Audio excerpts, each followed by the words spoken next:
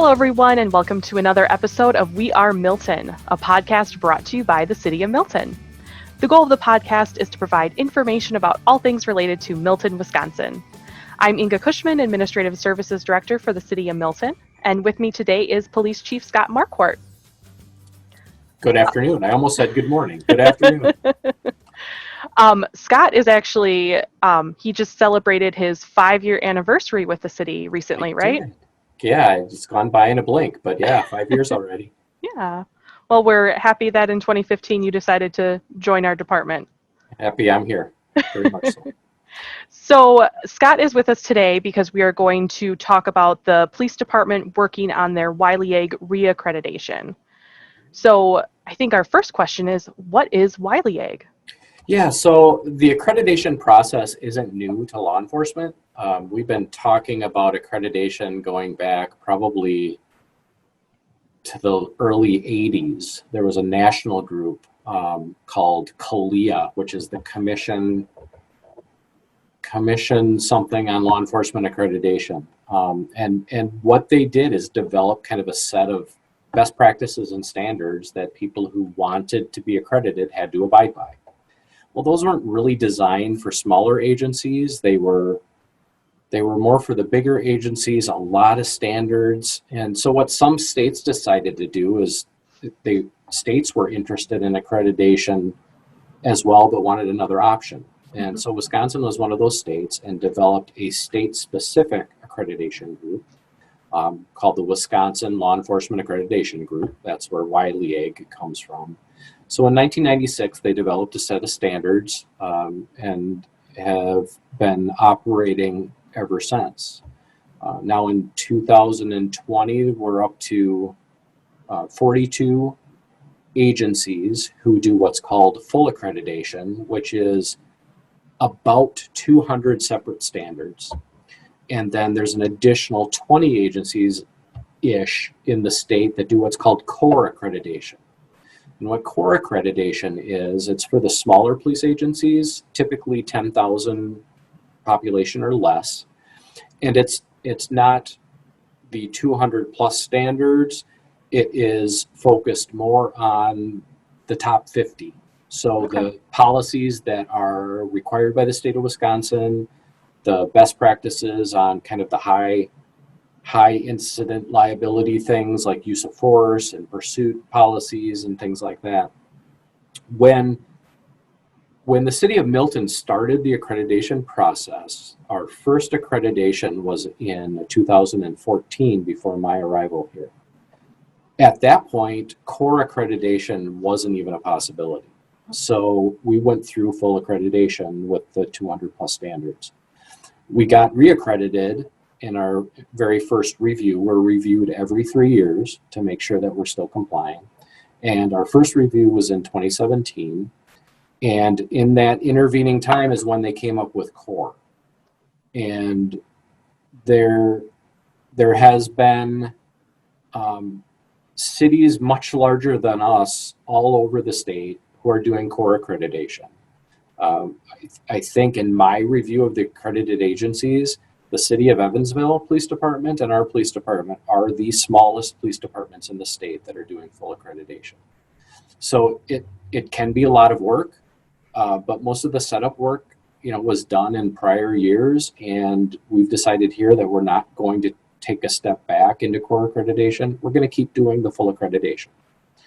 And so that every 3-year cycle means 2020 is coming up, and the October 7th, 8th, and 9th is when we're going to have people who are with the Wiley Egg program who are trained as assessors, and those 3, a team leader and 2 assessors, will come to the police department for those 3 days and review practically everything that we do.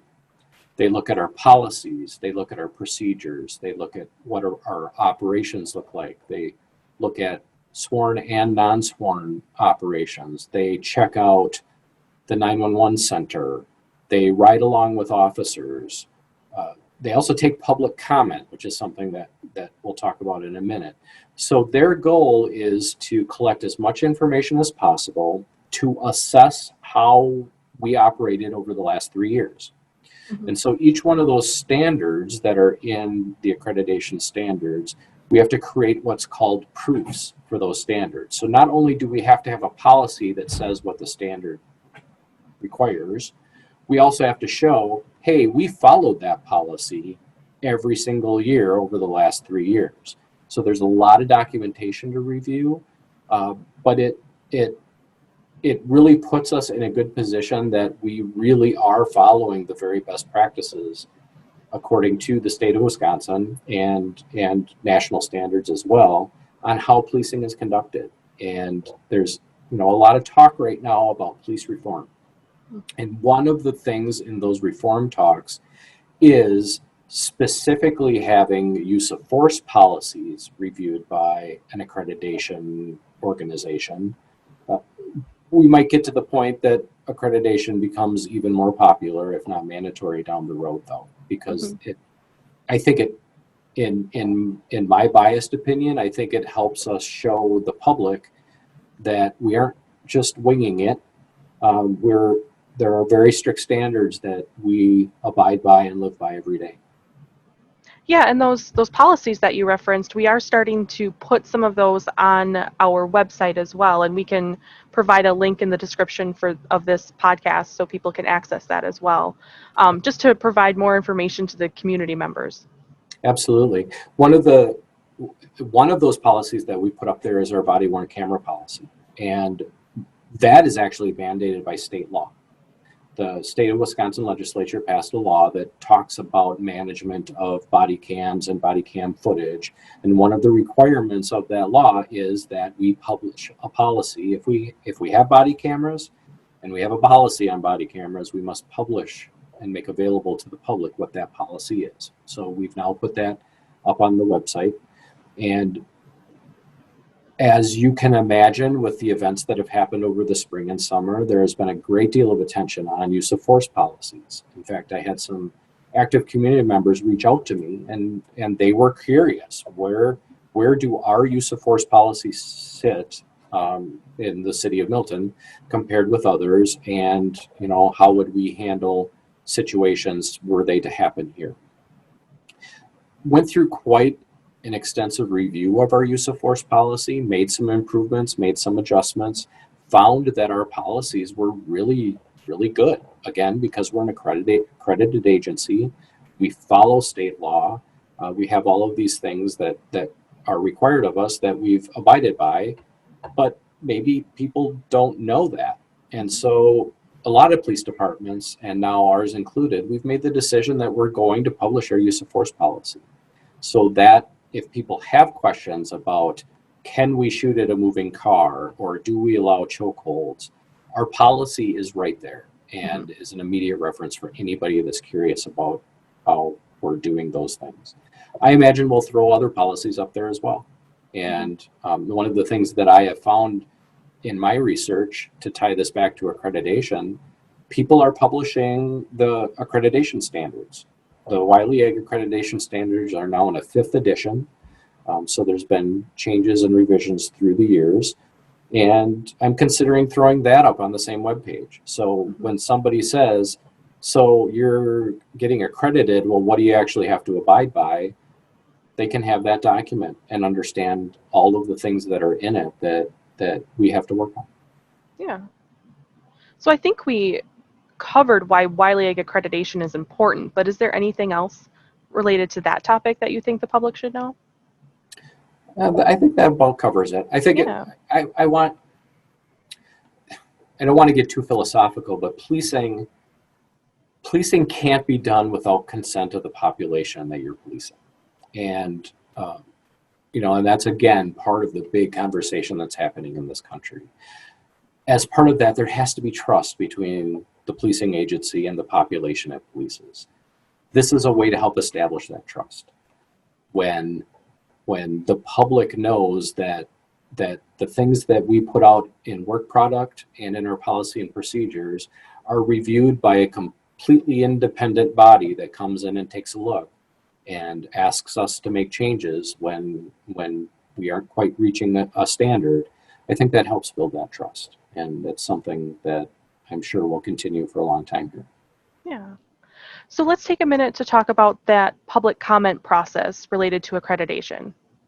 So within the next week or so, we'll be sending out a news release that we'll publish to all of our standard news release places, like website and social media, and I'm sure others will share it as well. That will talk about in a little less detail what I just spoke about, how the accreditation process will work in October, and as part of that information collection process by the assessors, they want to hear from the public too. And so they always provide a time and a listening session where people can provide public feedback about how we work here and what the public's opinion is of our police department. So there will be a set day and time where the assessors will take public comment. We're doing it by phone this year. The last time we had an in-person public hearing session in addition to phone. 2020 is a little different, and so we're not going to have people in the same room, but it is going to be a phone-in sort of opportunity that if people do want to provide input to the assessors about how we've done over the last 3 years, they're going to be able to do that. And that date and time is not set yet, correct? It is not. Okay. No, that's some of the work that we're doing yet this week as we ramp up to that. Okay. So one other question I had was, between the reviews for the reaccreditation, what does the police department do to keep policies up to date to best practices? Some of it, again, like I mentioned before, some of it's driven by state statute. So if there's a change in a statute, obviously our eyes are watching those kinds of changes pretty closely. So typically, we'll have training by some of the premier trainers in the state, attorneys, and people who provide us information and help us interpret a new law like the body camera law that got passed in the legislature, and then say, hey, you need to now put these things in your policy and you need to post them to the website. Interestingly enough, because of the addition cycle, that's a mandatory policy, but is one of those mandatory policies that is not yet an accreditation standard. Oh. It's going to be because it's state mandated, but that's just one of the quirks of how the revision cycle goes. So even if it's not in state statute, again, I mentioned our use of force policy earlier. That's something that we keep a very close eye on. What are the national things that are happening that we need to make sure that we're doing the right thing on? And so that's a lens that we often review our policies by. That when something happens that is just kind of weird, that doesn't happen very often, we'll ask ourselves, what does our policy say about that? Because maybe it's something we haven't touched in a really long time. The other thing is, as part of the accreditation standards, they require a policy review that every policy, and I have pushing 100 of them, every single policy needs to be reviewed within the accreditation cycle. So that means every 3 years, no matter if you did anything with it or not, it has to be looked at, and then we document when that review happened on the actual policy. So regardless of anything else, it is still an accreditation standard that we have to look at that policy every 3 years. Okay.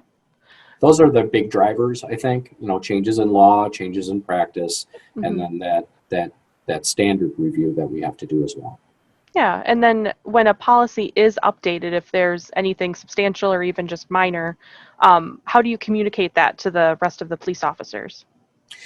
Every new policy, when it's finished with the review process, we push it out to all the officers, and it's a process that they're used to now. They know that policy review is something that must happen, and they receive a new one. We have a sign-off sheet where they acknowledge, yep, I got it, and we'll abide by it.